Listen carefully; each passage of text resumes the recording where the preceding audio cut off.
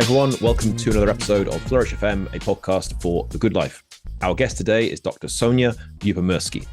Sonja is the world's preeminent expert on happiness. She is a distinguished professor of psychology at the University of California at Riverside and is the author of The Myths of Happiness and the bestseller The How of Happiness, which have been published in 39 countries.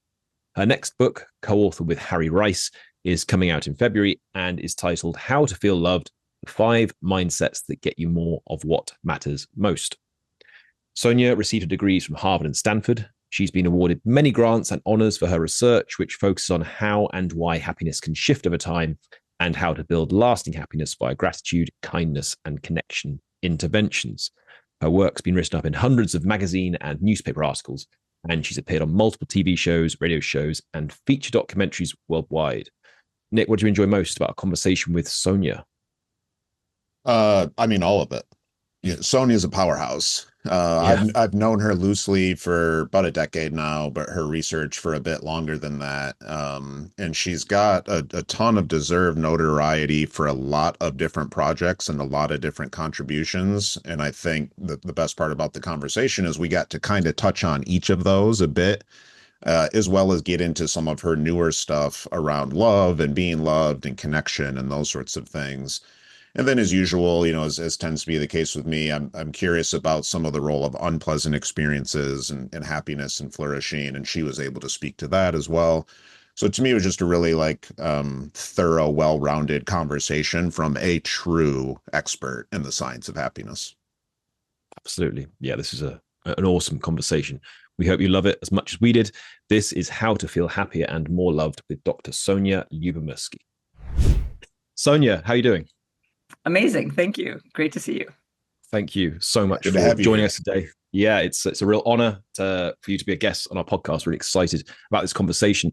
And you are the world's preeminent expert on happiness, and your research focuses on how and why happiness can shift over time and how to build lasting happiness. And we'd love to dig into these today. But first, we should get clear about what happiness is, since this is a big debated question, especially on this podcast. So what is happiness, or what does it mean to be truly happy? I like to define happiness the way researchers define it, or Ed Diener, who's the founder of the field of the science of happiness, defined it as having 2 components. And you really need both components to be a truly happy person. And the first component is essentially fairly frequent positive emotions. And for some people, that could be enthusiasm and excitement and pride. And other people, it might be calm and serenity and curiosity, affection. So it depends on the person. It doesn't mean you experience positive emotions all the time. And negative emotions, of course, are also adaptive and functional when they're not too intense and not too chronic. Okay, so that first component is frequent positive emotions. And the second component is feeling like your life is good, that you're satisfied with your life, you're satisfied with how you're progressing towards your life goals. I like to think about these 2 components as being happy in your life and being happy with your life. You kind of really need both. Mm-hmm.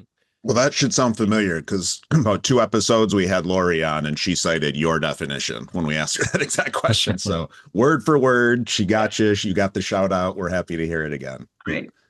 Yeah, awesome. And yeah, it's nice to get the various perspectives on happiness on this podcast and see how they relate. And this beautifully ties in with the next question, which is really the big theme of this show. What is your view on the relationship between happiness and human flourishing?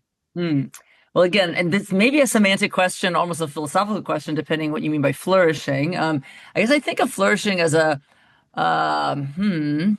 you can think of it as a broader construct. When you're flourishing, you might flourish in like all the different areas of life. So you're happy. Happiness is a feeling. Really, it's a state of mind. You're feeling happy. You're satisfied. You're feeling emotions. But you could also think of flourishing, certainly as some philosophers might think of flourishing as like you're also, successful in your relationships and you're successful at work. You're being a productive member of society. You're also physically healthy, right? So I guess I would say that it's sort of a broader term. But lots and lots of research shows that people who are happy in terms of like they feel happy, they're satisfied with their life, they have positive emotions a lot. They're more successful in life in a sense. So they're more successful in health, in their relationships, and at work. And so I guess I would say, lots of research shows or suggests that happiness and flourishing are very much highly correlated. Mm-hmm. They go together. Shout out to your paper, right? The benefits of frequent positive affect. My Just most highly last cited night. paper. Yeah. Yeah, it was because it's most beautiful highly cited. paper, right? I talk about it all the time. Literally, just last night, I was doing a workshop for a group. I brought it up and said, ironically, I'm chatting with this person tomorrow, but it's a great paper. Maybe you just give a short description for our audience that's unfamiliar with it. Sure. Well, that at that time, that was published in 2004. We did the paper, the most of the work like in the early aughts. This is with my colleagues Ed Diener and Laura King. And at that time, we basically found all the studies we could find on happiness and success in life. And so we found 225 studies. And we looked at correlational studies. So like across time, for example, we know that people who are, healthier are also happier. I'm sorry, not across time, just at the same point in time. We looked at longitudinal studies. So if you're happier today, you're going to be less likely to have a heart attack 10 years later. You're less likely to have pain or cancer 10 years later. And then we also looked at experimental studies. So if you induce happiness for a half hour, people's immune systems, look healthier, different indicators. That's just in the domain of health. You can look at other domains like creativity. So people, if you induce happiness for 10 minutes, people actually show more creative thinking, but also happier people are more creative, et cetera, et cetera. So those are the 225 studies, but now there are hundreds of more studies. So, if I guess someone maybe should kind of update that paper. We have a bunch of sort of chapters and smaller papers where we updated with more references. But yeah, there's now hundreds of more studies that basically show the same thing, which is that people who score higher on measures of well-being or happiness also tend to score higher on these measures of success. Now, it doesn't mean that happiness is the only cause of success. By the way, it's not just a cause, it's also an antecedent and a consequence of success, right? So when you're successful, that actually makes people happier. Circular. Yeah, exactly. The causal directions go all different ways. I'm pretty confident in sort of saying that, that happy people are more successful in life. So that therefore they flourish better, more. Yeah. Okay. So we wanted to ask you about that. Yeah. What are the benefits of happiness? So far we have two that you find that there's a correlation between health and happiness. I take it this is mental and physical health, right? Sure. Well, mental health is very close to the measure of happiness, so that's almost almost a little circular. But in terms of physical health, lots of studies show people are happier. Say at one point, a lot of studies are longitudinal. So if you're happy today, you're more likely to, or less likely to have colds, less likely to have pain. You live longer. I mean, the bigger studies, the big finding is you literally live longer if you're happier. Mm-hmm. Your immune system is stronger. One of my favorite findings, when happy and unhappy people basically are injected the cold virus into their nasal passages, happy people are actually less likely to get symptoms of a cold. And when they do, their cold is shorter than unhappy people. So everyone has the cold virus in their system, right? So, but happy people their immune system is somehow stronger. Now that's a correlational finding. There could be other explanations for it. But the idea is that we look at all these different types of studies. So we're able to triangulate, right? So every kind of study has its limitations, but then we put them all together. So we're a little bit more confident. So health is one domain. The other big domain is relationships. Lots and lots of research shows that happier people, are more likely to get married. We like people like of course, marriage makes people happy, but also happy people are more likely to find someone who wants to marry them, right? Because we're drawn to people who are positive and happy and optimistic and healthy and all of that. Happy people have more friends. They're better leaders and negotiators. They're better at a lot of things that involve relationships. By the way, it doesn't mean that if you're an unhappy person, you can't have great relationships, right? But it's the correlation is there. And then the other domain that's actually really, really important is the work domain, since we spend so many of our life hours, days working. Happy people make more money. They have better jobs. They're more likely to get a job interview. They're more likely to get called back for a second interview. Again, they're better leaders, I mentioned. They are more productive. Like studies show that on days when you're in a happier mood, if you're a salesperson, you literally make more calls or sell more widgets, if you're feeling happier. So again, lots of research. Again, every kind of study has its limitations, has its drawbacks, but we kind of put them all together and the evidence is pretty overwhelming. Yeah. And can I ask, how from these studies can you draw the conclusion that the cause is ever happiness? Is it that people have taken surveys, discovered that they're happy at a certain stage in life, and then later in life they enjoy greater success and so on, or greater health, and you already knew they were happy, hence so you can infer that happiness was among the causes for That's one way, but you still can't know that it's the cause, right? Because it could be some other factor. So maybe happier people I don't know, are more extroverted, which actually is true. And so maybe it's the extroversion that leads to all of these good things, which, by the way, there's some research that shows that being extroverted in our society is very helpful to success. Or they have more energy. So yeah, it could be some third factor that's explaining it. So we never really can definitively say that it's causal. The experimental studies certainly are more persuasive, but the experimental studies are only looking at sort of happiness at a point in time. They're not looking at sort of happiness at, over a lifetime or over 5, 10 years or even 1 year. And so say that like there are experiments that show that if you put people into a happy mood, they are more creative in solving problems. So we know that to be true. So that's causal, right? But it's only for like a 5, 10, 30-minute period that we can show that. And we're really only looking at happy mood. But again, like if you put that together with the finding that say happier people are better workers and they get higher ratings by their supervisors and they sell more things and I don't know, maybe they have better ideas at work in general. Like you put those findings together and then you're a little bit more persuaded that maybe it's causal, but you can never be 100% sure that it's causal. Mm-hmm. Yeah. So we have to have some intellectual humility, right? Just like admit that we don't really know, but like, I'm fairly confident, but I don't really know. Yeah. Well, in terms of confidence and, as close as you can get to knowing, and I really do appreciate that distinction and that nuance. You're just talking about some of, the early papers and some of the work you've done. And I'm sitting here thinking it's just such this deep experience, right? Academic, but also practical.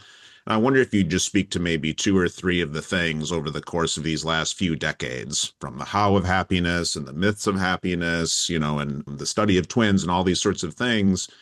Like, what are the 2 or 3 things that seem to be standing the test of time? And when you triangulate and look at some of the different data, it suggests, yeah, these things really do contribute to happiness pretty consistently and pretty reliably.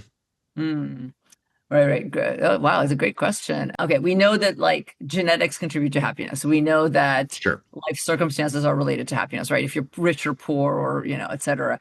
If you're married or single, but we also know that what we actually our daily activities contribute to happiness. So that's really what my expertise is mostly on. Yeah. So I guess that's what I'm most confident in is that there have now been so many randomized controlled trials or experiments or clinical trials that have shown that if you induce, promote, encourage people to think or act in a certain way, they will become happier.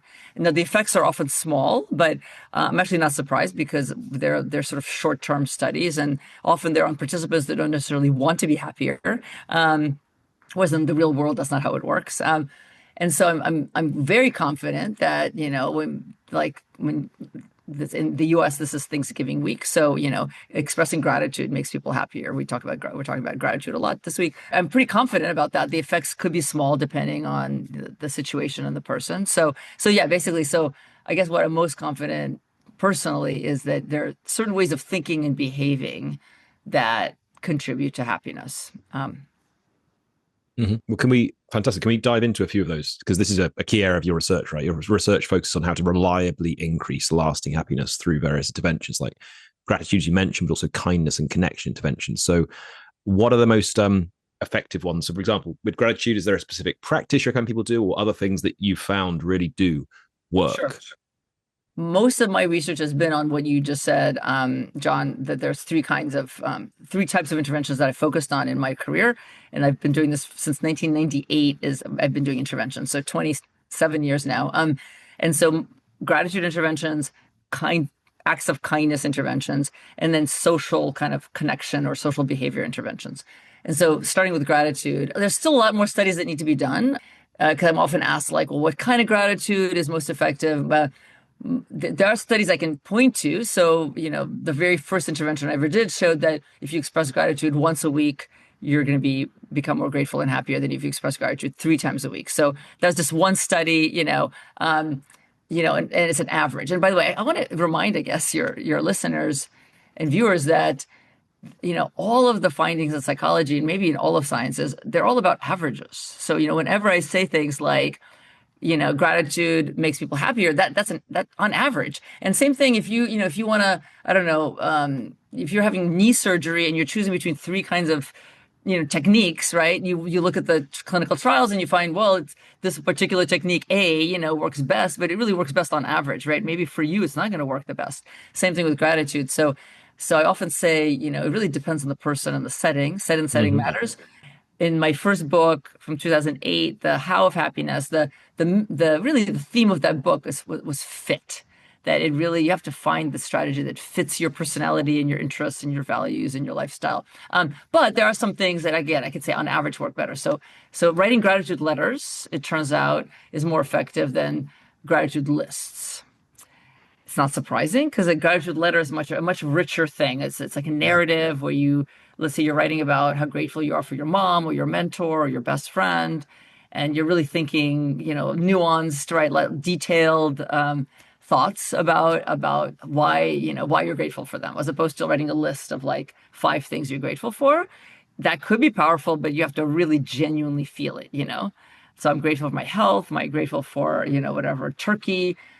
Yeah, you have to really feel that. So, and we actually did a study where we compared sort of kind of narratives versus lists. So it turns out that the more you write, the richer it is, right? The more grateful you're going to be. So that those kind of findings are out there. We also did, here's a recent study we did where we compared gratitude like by text. So let's say I text you and say, hey Nick, John, I'm really grateful that you're in my life, versus I write just to myself and I write about how grateful I am, but I don't actually share that with anyone. And then we also had a condition in this particular study where we asked people to express gratitude on social media, because we actually were interested in sort of that kind of effect, that people will do a shout out like, I'm so grateful for my mom, it's my birthday and she gave birth to me, that day long ago. We actually thought there might be some negative effects of that, like, because what if some people might be kind of envious that like maybe they don't get that kind of shout out. Anyway, in that particular study, we found that the texting was the most connecting, which is not surprising. Like when you actually text gratitude to someone as opposed to just keep it to yourself. Most of my studies, we're looking at private gratitude because we don't want to. It's a confound between feeling the gratitude yourself and then also sharing it with someone else. Right? Those are 2 separate things that we try to disentangle in our research. Awesome. Okay, thank you. Stephen Post popped into my head a little bit there, because the way he's framed gratitude and the way you described it there, it's you're not talking about the feeling, you're talking about an act of giving, right? And to a certain extent, an act of kindness. You're actually sharing that, I think in most, at least benevolent cases, to positively impact the recipient, right? It's a different sort of thing than just, oh, I appreciate this.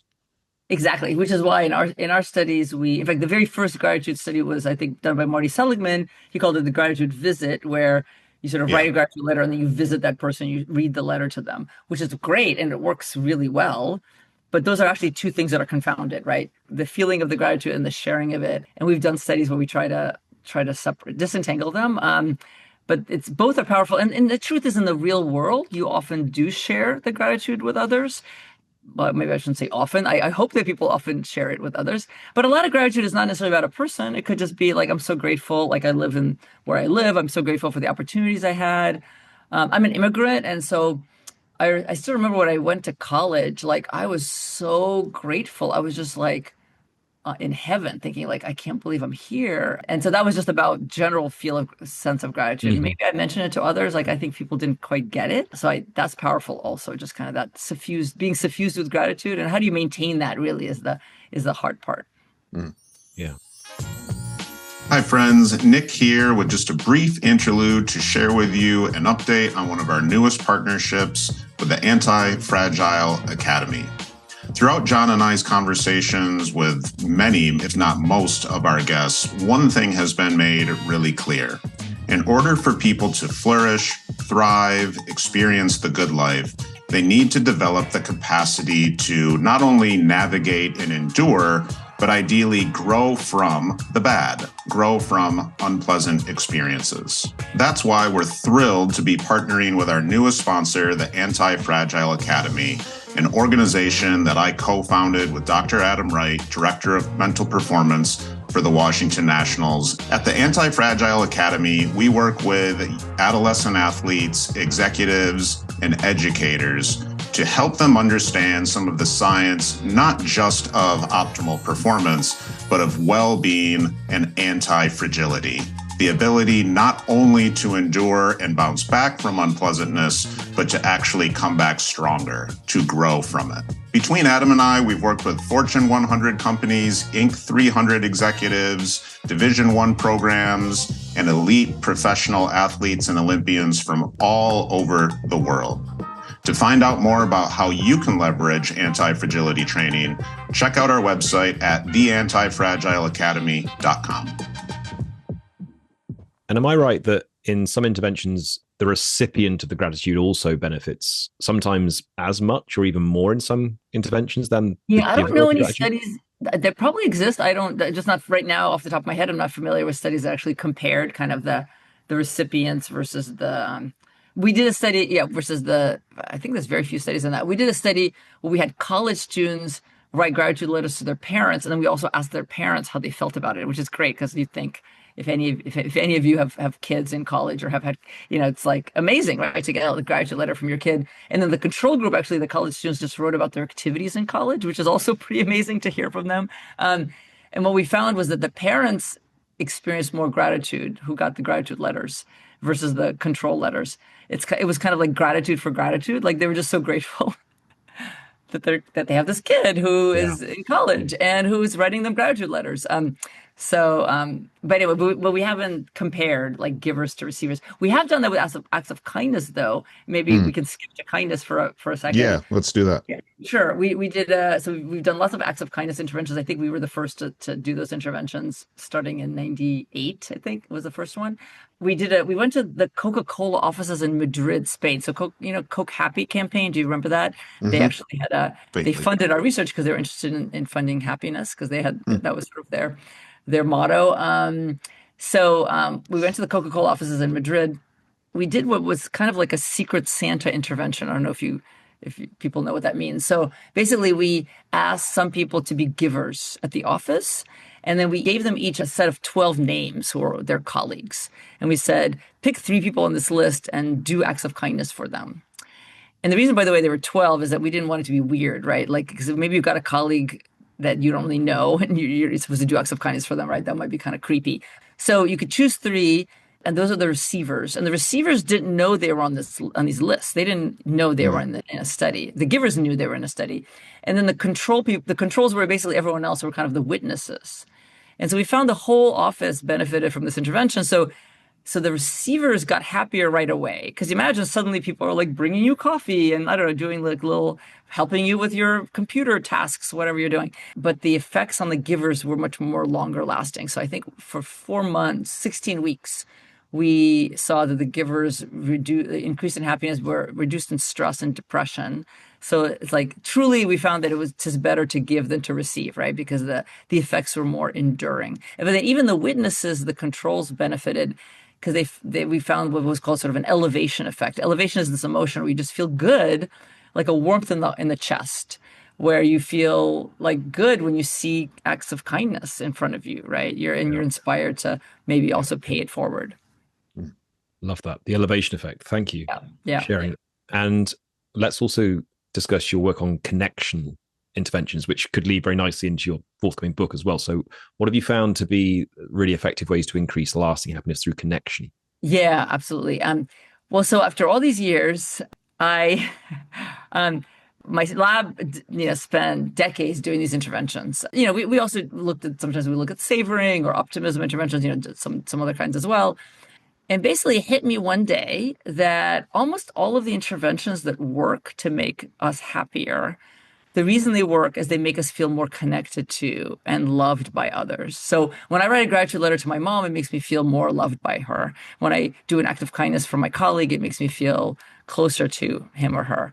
And so, it hit us that maybe feeling connected and loved is the key. I mean, maybe not 100% of the time. You could imagine, I don't know, meditating or doing some or doing engaging in physical exercise, and it's really not social at all. It's just all. It's not about connection, but mostly it's about connection. So then we thought, well, let's just do studies where we get people to just connect more, or just to even have conversations. So we actually are now doing studies where we're asking people just to have a conversation, and often sometimes with a friend, often with a stranger. It turns out that just having a conversation with a stranger on Zoom makes people hugely happier. It was like one of the biggest effect sizes we've seen. Wow. And yeah, it's surprising, right? Because like I'm a social person, and yet if you said to me, "Hey, you can have a 25-minute conversation on Zoom with a stranger later today," I'd be like, it's okay, no, thank you. Like I'm like I'd rather do something else, right? Yeah, me And too. yet, yeah, right. And yet, on average, people are in a much better mood. Basically, they're much happier after that conversation than before. And lots of research on that, right? Talking to strangers actually makes us happier. But we're studying conversations not just with strangers, but with anyone. So, and we're now studying how to make conversations go better and how to have a conversation in a way that makes you feel loved. And by the way, I define my new book is called How to Feel Loved. And we define loved in a very broad sense, right? It's not just romantic love, it's just love, love at work. We don't actually use the word love that often enough in the workplace. I think there is love at work. We love, hopefully we love some of our colleagues. They love us. We can love our neighbors. Anyway, so the way that we're now studying how to make the other person feel loved and how to make yourself feel loved in a conversation. Because conversations are really the currency. That's what we're doing a lot of the time is we're talking to each other, hopefully. Awesome.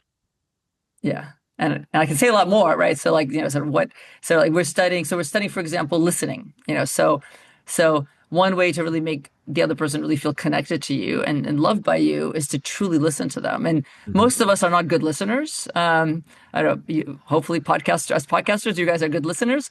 I try, but we often It's listen hard. to respond. Yeah, it's hard. We often listen to respond instead of what we would call listen to learn. And so we advise people next time you have a conversation with someone, and you ask, by the way, you ask them questions. The other thing that we don't do often enough, again, you guys are, because you have a podcast, it's different, but in a regular conversation, people don't ask each other questions often enough, other than like, how are you? And they definitely don't ask each other like deep questions, really meaningful questions. We think research by Nick Epley at University of Chicago shows that we are afraid we're going to be perceived as sort of nosy or intrusive if we ask, personal questions. But on average, again, it's not true for everyone. On average, we crave to be asked. Like we want to be asked those questions. We want to be seen and heard, right? We want to talk about ourselves, especially. So we ask questions to the other person, and then you listen like there's going to be a test tomorrow.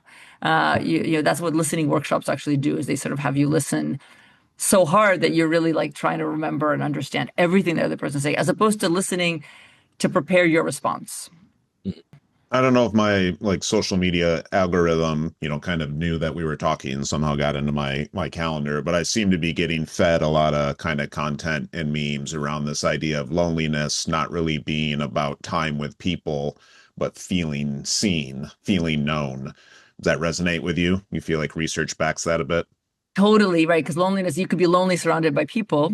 It's not about the number of connections. I mean, although it is related, by the way. Lonely people tend to have fewer connections, but Mm. it's correlated. But yeah, so research on loneliness showed us that lonely people tend to be kind of almost suspicious of other people's motives. So even when people are kind of seem like they're interested in them, they're like, are they really interested? Maybe they're just pretending they're Cynical, interested. Yeah, cynical, pessimistic. exactly. It's really hard to break through that. Mm. And so, yeah, but lonely people and everyone, like we want to really be seen and heard and understood, right? And how do we do that? Well, one way we do that is we have to share part of ourselves, right? We can't really feel understood and seen and heard, including the lonely person, if we have this wall around us and we're not really sharing anything about ourselves. And that's another thing about lonely people need to be encouraged to share more about themselves. But they have this defense. It's like this wall. Maybe it's fear, and I think a lot of us have that. I kind of feel like the whole world is walking around with these walls around them.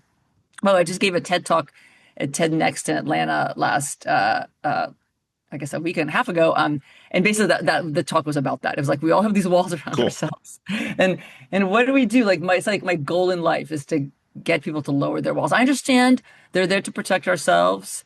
and sometimes we really need to have the little bit of them there. I'm not saying we should always have them lowered all the time. But anyway, yeah, we need to lower our walls enough so the person can really see inside of us a little bit, see a little bit deeper, fuller version of ourselves. Because we can't really feel understood if people don't see us, right? Can't know us. And we also can't feel loved. And this is one of the premises of my new book with Harry Reis, How to Feel Loved, which is that we can't, to feel loved, we have to be known. Mm-hmm. Right? Because if we're not really known, say whether it's your colleague or your adult child or your partner, if they don't really know you, we'll always, and maybe they say they love us, but we'll always wonder, would they still love me if they really knew me? Like if they really knew who I am inside, right? And so we have to share some part of it doesn't have to be your deepest secrets or traumas, right? But some part of us where we feel like, yeah, that's how we feel understood. And that's why often teenage kids will say to their parents, you don't understand me. You don't understand anything, right? And actually, we understand more than they think we do because we actually were teenagers ourselves. But they need to show a little bit more of themselves to us, the parents, Mm-hmm. for them to ever feel understood. Because if they're completely closed off and never tell us anything, we can't understand them, right? Yeah. Yeah. Yeah. So just to sum up then, what some of these key findings about connection interventions, this is fascinating. Try to have more conversations. Try to have deeper conversations by asking deeper questions. Listen as if you're going to take an exam on the topic you're discussing next day, having a conversation about. And to break down these kind of walls, try to be more open to these deeper questions people ask you and actually open up about these things. Yeah, exactly. So you lower your own walls, but you also help the other person lower their walls by listening to them. And something we haven't talked about yet, by showing authentic curiosity in them.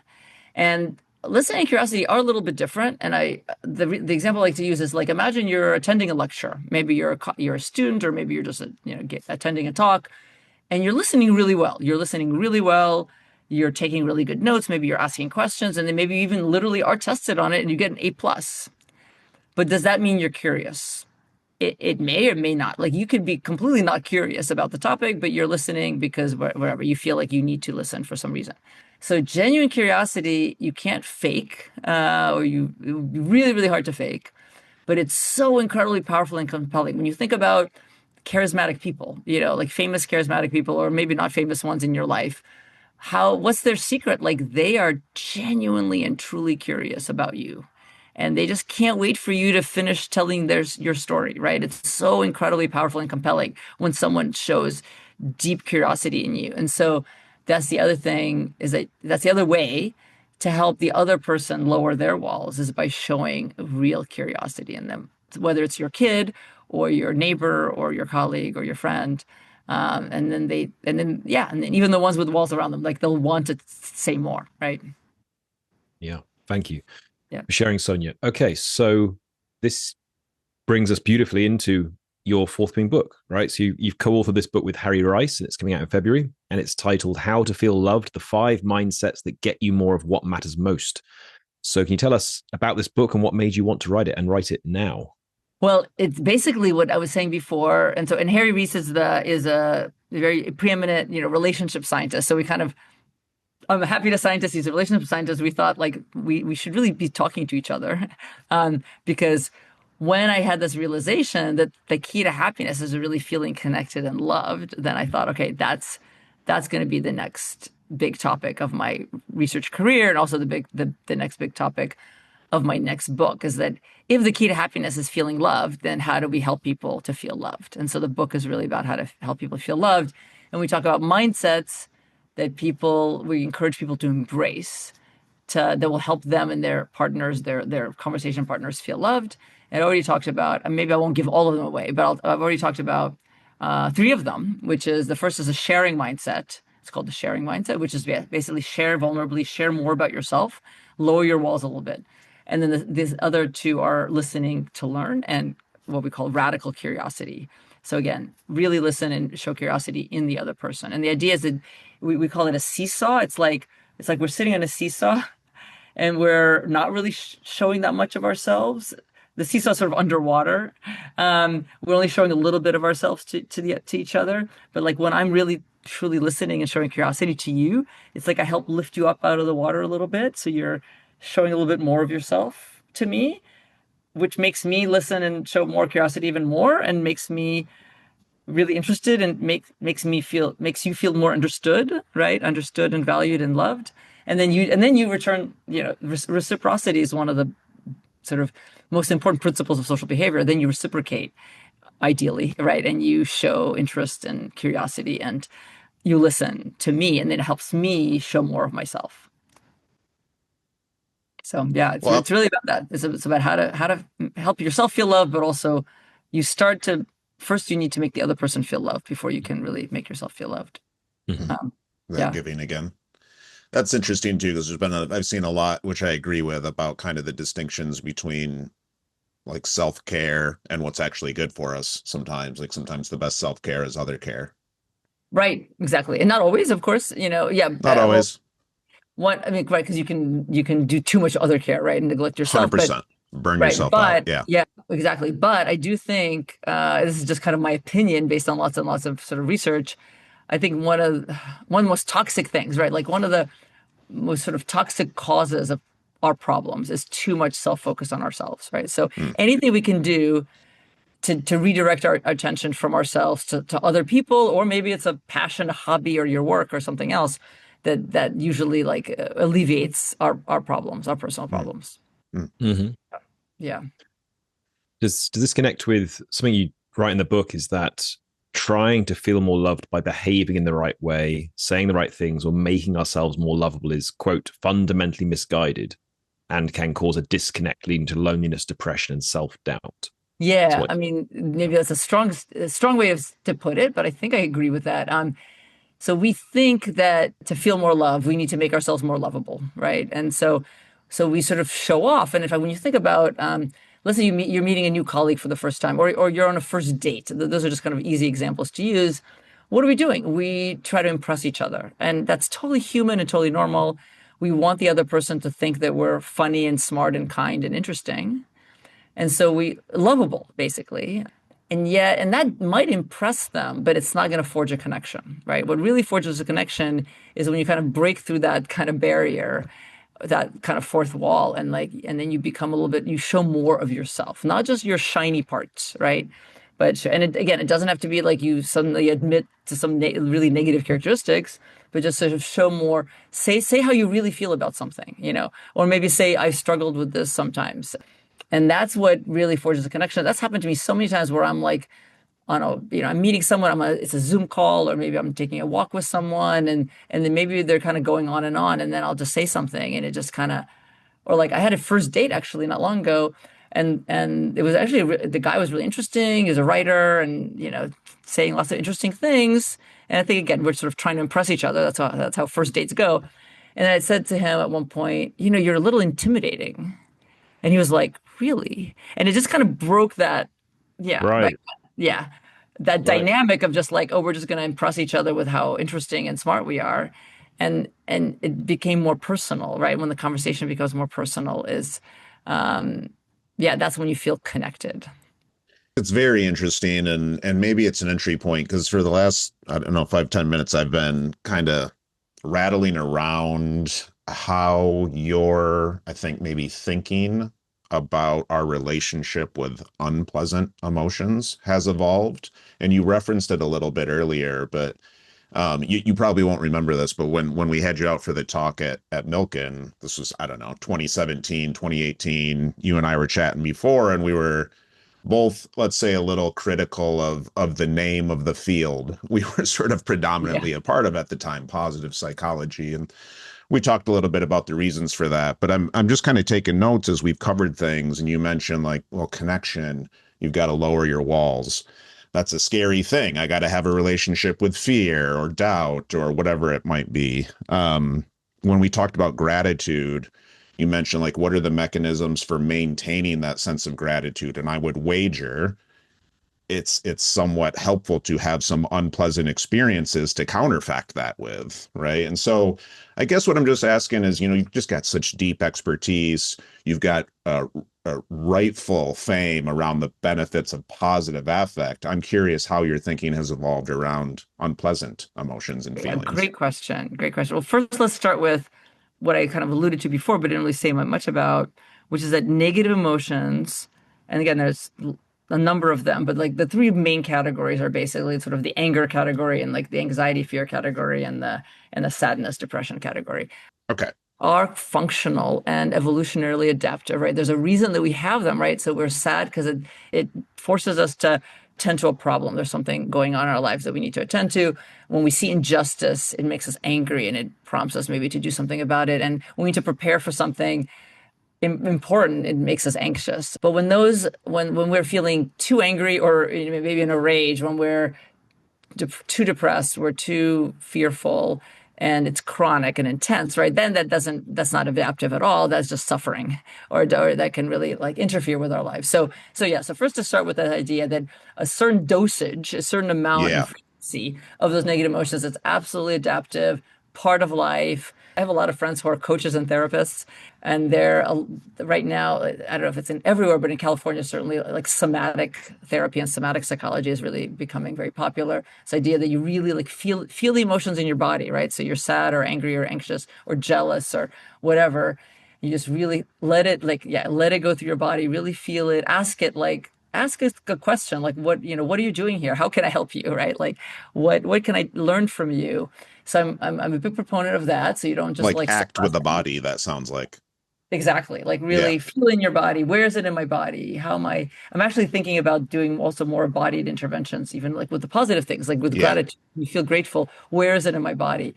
No one's, I think, done that before. Hopefully we'll do that in my lab. But anyway, so first, I think, not dismiss them and suppress them, but really feel them. So that's one answer to your question.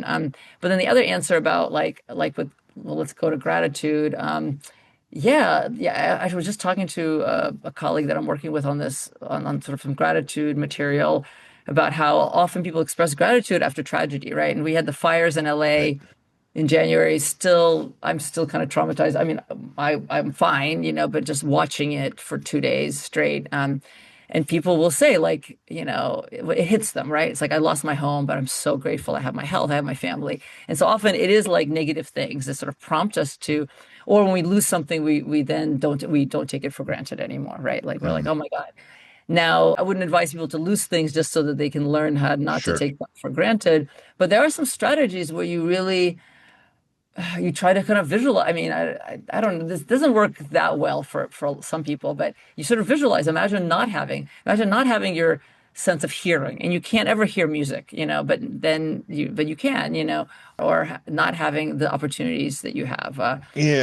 Dan Pink, when he talked about regret, right, John, we talked a little bit about, I forget the term, some sort of forecasting term, but like why there's utility in thinking about one's death. Right. In some cultures, this is a conscious practice, right? That's what kind of pops into my head as you're sharing here. Interesting. And the contrast effects and the contrast effects. We have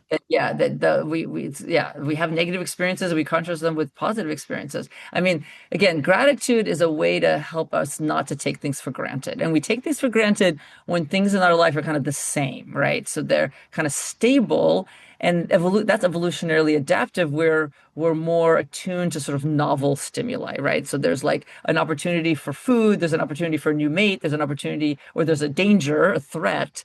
And so we see, but when things are the same, we just kind of like don't pay attention to them anymore. So again, it's adaptive because otherwise our attention would just be too divided, right? Sure.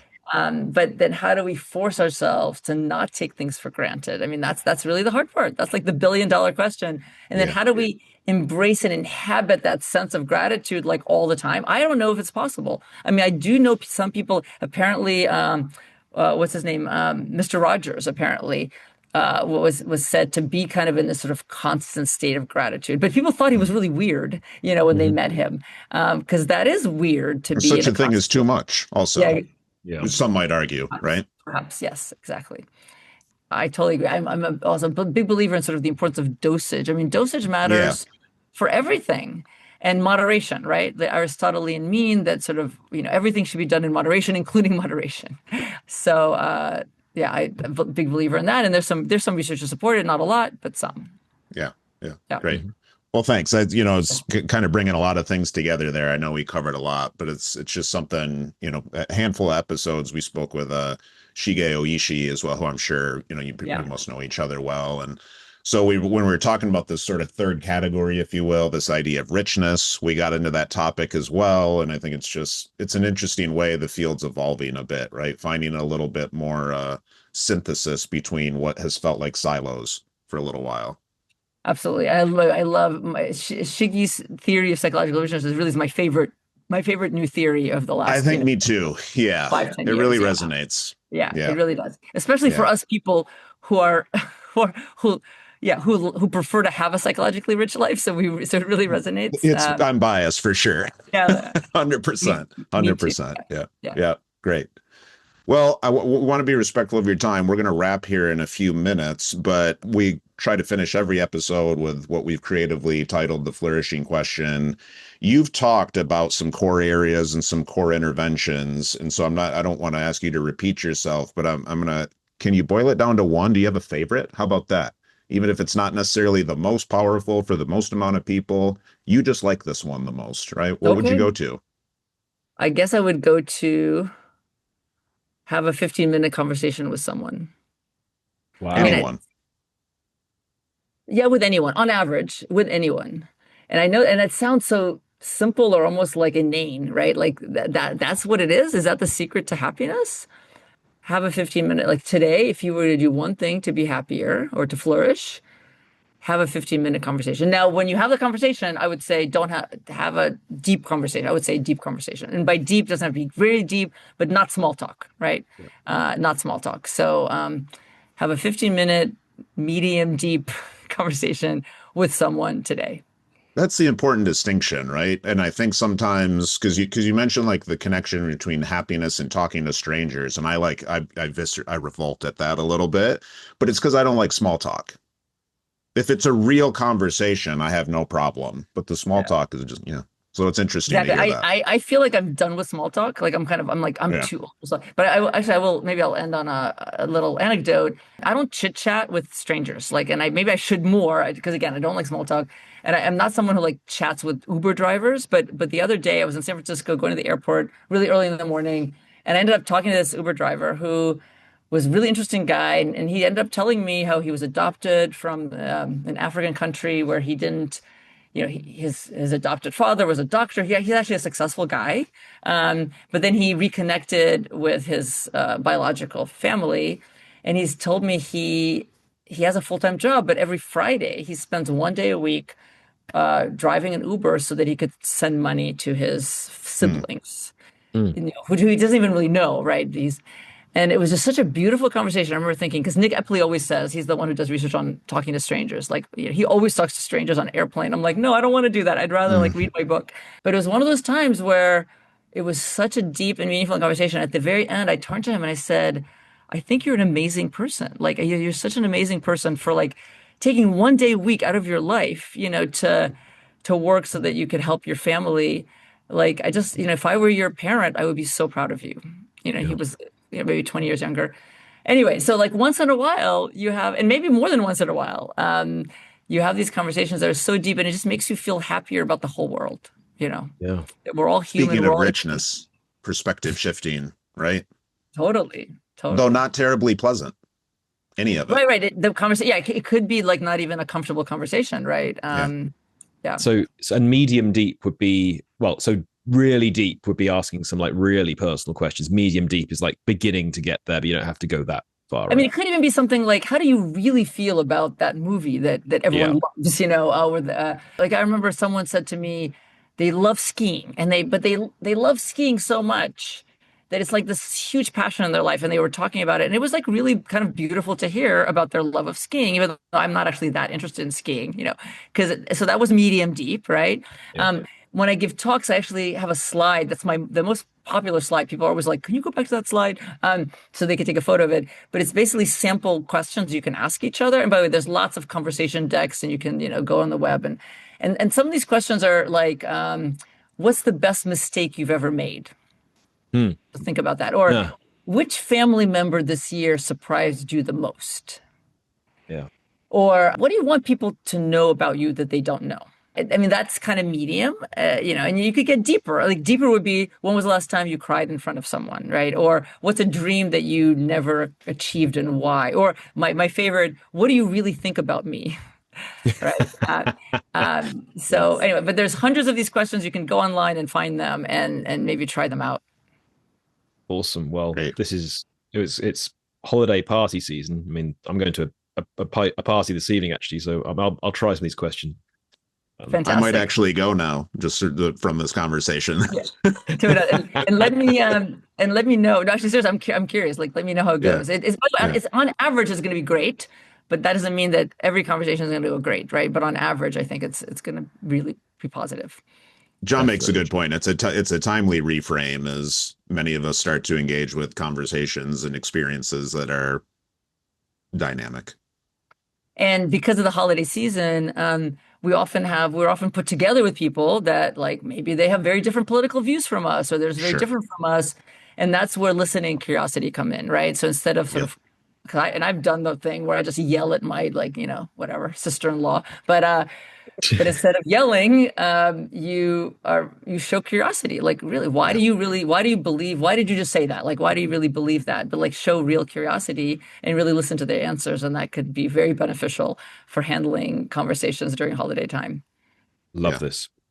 Well, thank you so much, Sonja. We could talk to you for hours more, but before we wrap here, we've got a whole list of your links to share our show notes. Are there any particular things you want us to mention, such as your newsletter, Elevate Your Happiness, and so on? Yeah, exactly. There's the two things I really would love people to know about. One is my newsletter. So I assume you could provide a link.